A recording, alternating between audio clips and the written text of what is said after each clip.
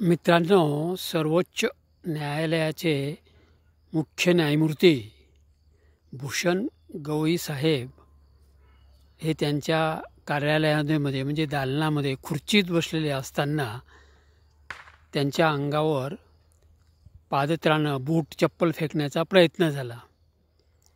ही एक घटना दिल्लीतली मुंबईच्या कस्तुरबा हॉस्पिटलमध्ये एका कर्मचाऱ्याचा निरोप समारंभ होता सेवापूर्तीचा। त्याने आपल्या सहकाऱ्यांना, मित्रांना, उपस्थितांना एक पुस्तक भेट दिलं। ते पुस्तकातले विचार किंवा ते पुस्तक पसंत न पडल्याने एका महिला कर्मचाऱ्याने ते पुस्तकच त्यांना मारून फेकलं। तिसरी घटना, जैन मुनी म्हणतायत की काही माणसं मिली तर हरकत नाही, पण कबुतरं जगली पाहिजेत। मित्रांनो, ह्या 3 घटनांचा जर आपण अभ्यास केला, याच्यावर विचार केला तर असं दिसतं आहे माणुसकीचा, संस्काराचा, संस्कृतीचा ऱ्हास होत चालला आहे का? म्हणजे माणूस विचार कसा करायला लागलेला आहे?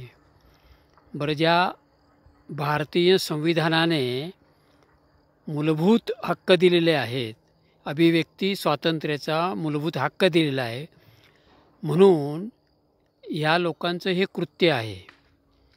पण मग याचा अर्थ हा संविधानावरच घाला आहे का, असं वाटायला लागलेलं आहे। म्हणजे ज्या संविधानाने तुम्हाला अधिकार दिला त्या संविधानावरच तुम्ही आघात करतायत का? अतिशय गंभीर अशी ही बाब आहे। तिन्ही घटना ह्या अतिशय गंभीर आहेत।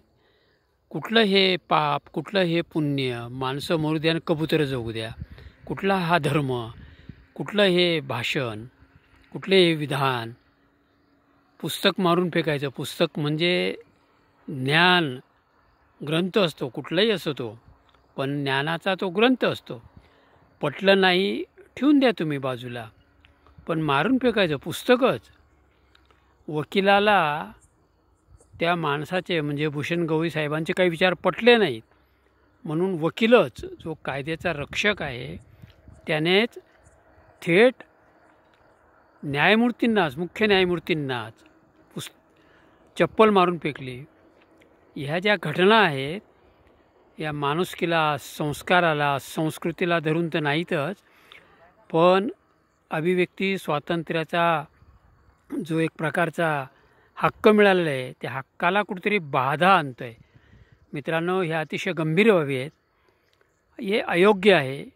याचा गांभीर्याने विचार झाला पाहिजे आणि अशा लोकांना शिक्षा व्हायला पाहिजेत त्याच घटनेचे आधार घेऊन, आणि अशा प्रवृत्ती बोकाळणार नाहीत याबाबतची काळजी प्रशासनाने घेण्याची गरज आहे। अन्यथा एक सुटला दुसरा सुटला, काळ सोकावतो असं म्हणतात, तसं घडू शकतं। म्हणून याच्यावर कडक कारवाई झाली पाहिजे। मित्रांनो, मला जे सुचलं, पटलं ते इथे मांडलेलं आहे। Doctor HM. खैरनार चिंतन आणि मंथन यूट्यूब चॅनलला लाईक, शेअर, सबस्क्राईब करा। हे विचार पुढे पाठवून द्या। जय हिंद, जय महाराष्ट्र।